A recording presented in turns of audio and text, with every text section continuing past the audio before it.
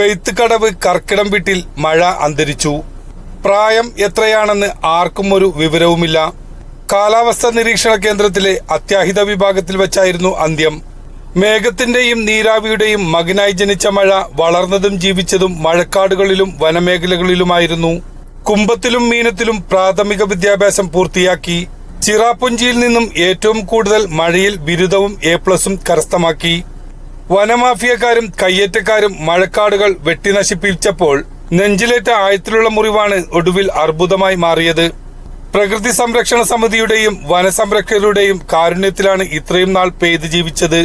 പ്രകൃതിയുടെയും തങ്ങളുടെയും ഭാവി ചോദ്യചിഹ്നമായെന്നും മഴയുടെ മരണം കാലാവസ്ഥ കുടുംബത്തിന് തീരാനഷ്ടമായെന്നാണ് കിണറുകളും അരുവികളും പുഴകളും പ്രതികരിച്ചത്. നിരവധി തവണ ബംഗാൾ ന്യൂനമർദ്ദ പുരസ്കാരം ലഭിച്ചിട്ടുണ്ട്. കാലാവസ്ഥാ നിരീക്ഷണ കേന്ദ്രത്തിൽ പൊതുദർശനത്തിന് വെച്ച ശേഷം കേരള